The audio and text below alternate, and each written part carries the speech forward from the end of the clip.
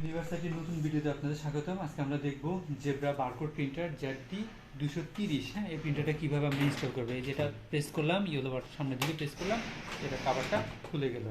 খুলে যাওয়ার পর এটা হচ্ছে রিবনের স্লট, এখানে হচ্ছে লেভেলের স্লট। আমরা হচ্ছে এটা হচ্ছে হলো রিবন, লাগিয়ে দিচ্ছি রিবন। রিবনের মূলত হচ্ছে যে এটা অ্যালাইনমেন্টটা ঠিক এভাবে ঢুকবে।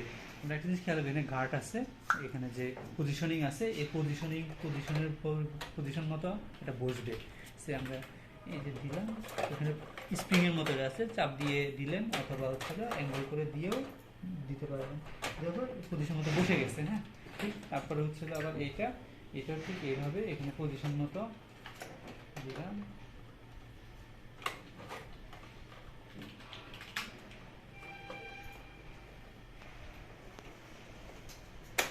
পজিশন মতো বসে গেছে। হ্যাঁ, তারপর জাস্ট এই যে এখান থেকে খুলে নিয়ে এসে এটার সাথে একটু আঠাও আছে, লাগাই দিবেন। না হলে আপনার কস্টিপ দিয়ে, চিকন কস্টিপ দিয়ে লাগায় দিবেন। আর এটা হচ্ছে কি, এগুলো উপরে বর্ডারটা যার কারণে ঘুরাই দিচ্ছি যেন ব্ল্যাক, যে ব্ল্যাক লেখাটা, ব্ল্যাক আমার রিবন যেটা আর কি, রিবনটা আসে এই জন্য।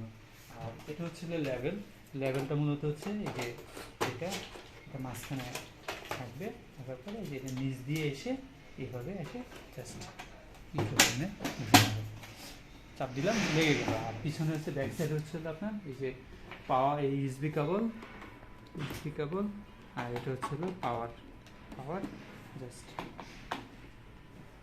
তারপর সামনে হচ্ছে বাটনটা প্রেস করলাম, প্রিন্টারটা রেডি হচ্ছে।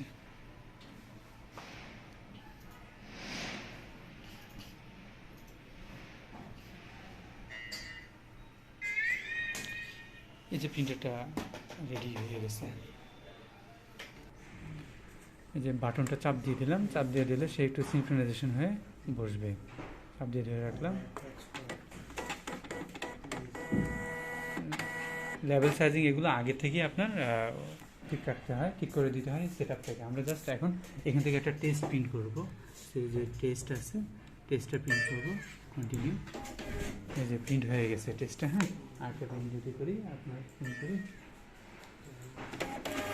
এই যে প্রিন্ট হয়ে গেছে। হ্যাঁ, আর এখানে ডার্কনেস এগুলো আমরা অন্য ভিডিওতে দেখা দেবো কীভাবে ডার্কনেস এবং এই পেজ সাইজটা বা আপনার হলো লেভেল সাইজটা কীভাবে অ্যাডজাস্ট আমরা করব।